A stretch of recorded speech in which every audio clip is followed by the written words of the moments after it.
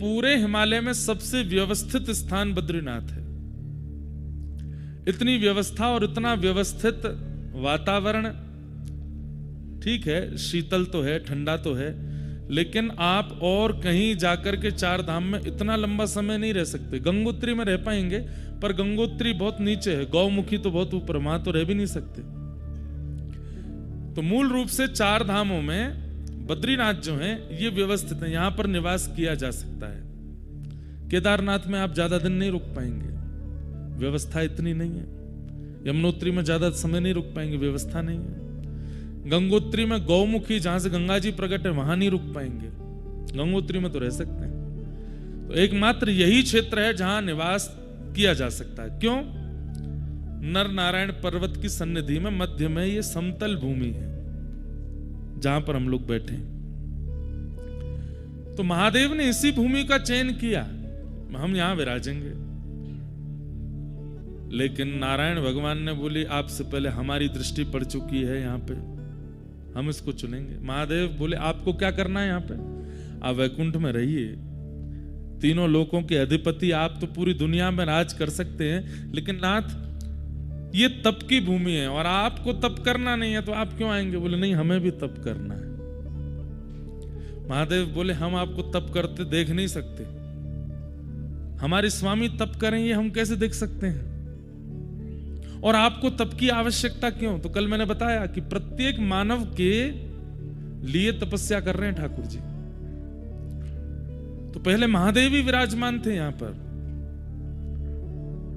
लेकिन नारायण भगवान विचार किए कि राजी राजी नहीं मिलेगी जगह तो छल बल से ले लेंगे हम, और एक छोटे से बालक का रूप धारण करके तप्त कुंड के पास में, जैसे एक बालक किलकारी मार के रोता है, ऐसे ठाकुर जी रोने लगे।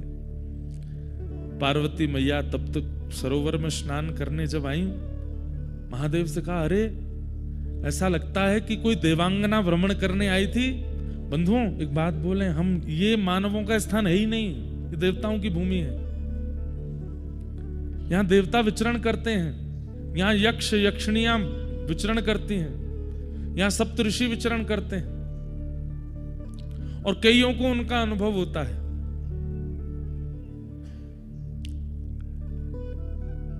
बस कभी अनुभव हो उससे डरिएगा नहीं।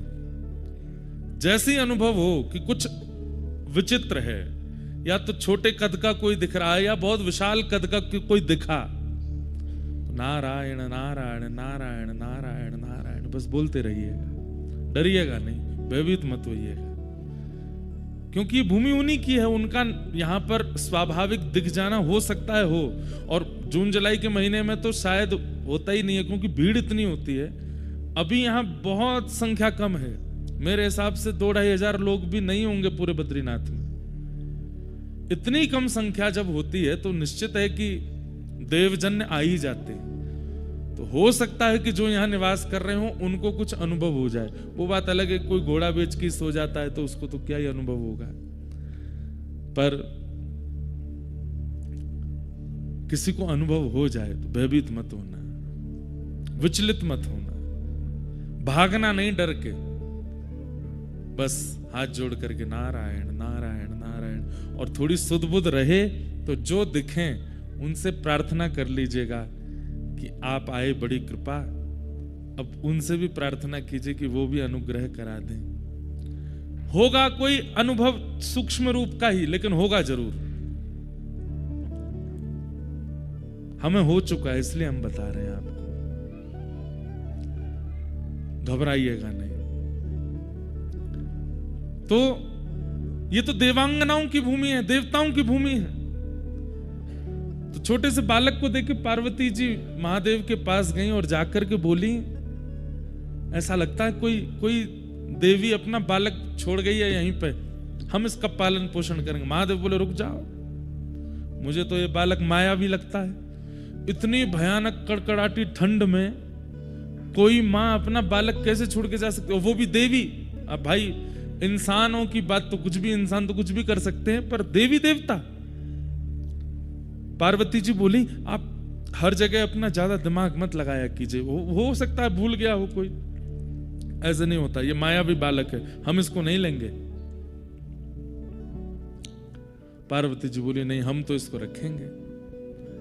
और जहां बद्री विशाल भगवान विराजमान है वहीं पर उनको विराजमान कर दिया।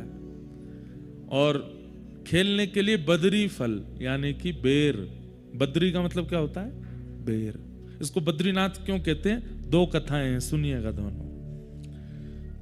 तो बद्री फल यानी कि बेर, वो गेंद की आकृति का होता है। अब महादेव तो तपस्या में रहते हैं, उन पर कहां से खिलौना आए? तो बद्री फल ही दे दिया बालक को खेलने के लिए। छोटा सा बालक अपने कभी मुख में लेवे, कभी हाथ लेके उसको घूम घुमा के देखे।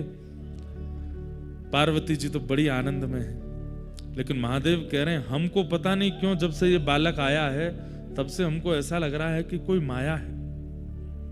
पार्वती जी छोड़ो, आप तो ऐसे सोचते रहे, चलिए तप्त सरोवर में स्नान करके आते हैं। महादेव बोले इसको भी ले चलो। नहीं नहीं, बाहर सर्दी बहुत है, हम इसको नहीं लेके जाएंगे, हम चलते हैं। दोनों गए, स्नान करके जैसे लौटे तो कपाट बंद। पार्वती जी बोली इतने बड़े बड़े दरवाजे बंद कैसे हुए? महादेव बोले हमको तो पहले ही लग रहा था वो बालक मायावी है। जैसे ही दोनों दरवाजे खोले तो खुले नहीं। खूब प्रयास किया। महादेव ने क्रोध में भर करके जैसे ही अपने भुजा का प्रहार किया तो द्वार जैसे ही खुला, आहा, शांताकारं भुजगशयनं पद्मनाभं सुरेशम। जो शेष शैया पर शयन करते हैं, शांत जिनका आकार है, पद्मनाभ जो हैं जिनकी नाभि से कमल प्रकट होता है। एक बात आपको बताएं, कमल ब्रह्मा की रचना नहीं है, कमल भगवान की रचना है, इसलिए भगवान को बहुत प्रिय है। ब्रह्मा जी ने पूरी सृष्टि बनाई, मुझे आपको बनाया, पर कमल ब्रह्मा ने नहीं बनाया। इसलिए आप चाहे जो भी कुछ प्रस्तुत कीजिए, ठाकुर जी की प्रस्तुति में वो वस्तु अति प्रिय है जो ठाकुर जी ने बनाई है या लक्ष्मी जी ने बनाई है या किशोरी जी ने बनाई है या महादेव से प्रकट हुई है।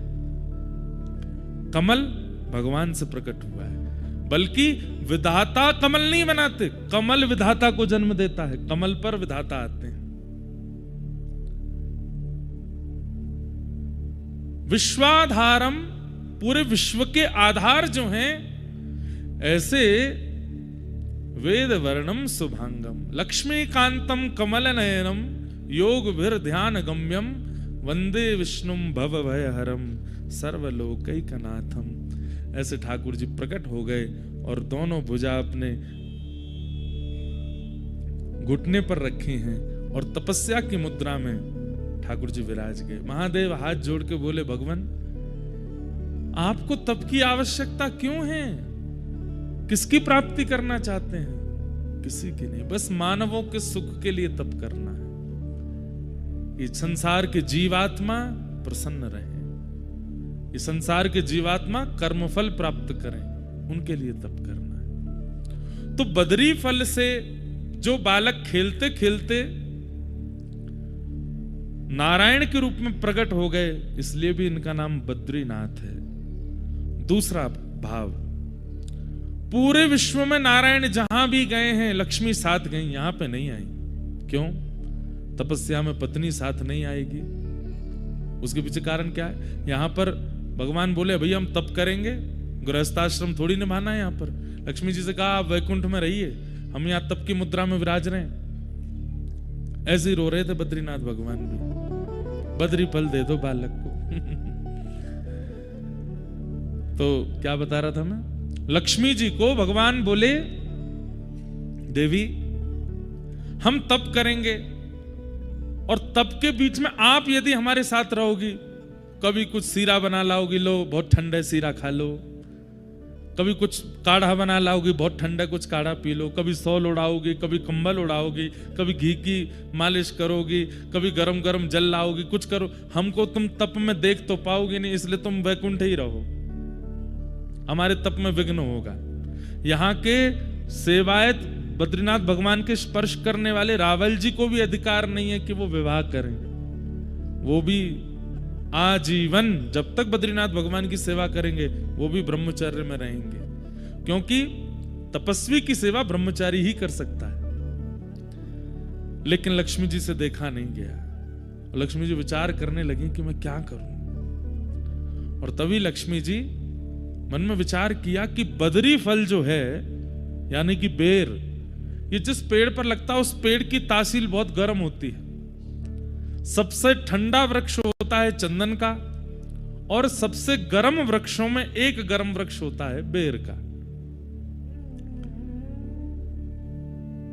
लक्ष्मी मैया ने विचार किया कि ठाकुर जी बैठे हैं, इतनी ठंडी वायु चल रही है, ब्यार चल रही है, बर्फ गिर रही है, मैं अपने नाथ को देख नहीं पा रही। तो जहां पर ठाकुर जी बैठे थे ठीक वहीं कमर लगा करके लक्ष्मी जी ने विचार किया, लक्ष्मी रूप में तो नहीं रह सकती, तब आप वदरी वृक्ष बन करके प्रकट हो गए, ताकि इनका स्पर्श रहेगा तो ठाकुर जी को ज्यादा शीतलता का अनुभव नहीं होगा।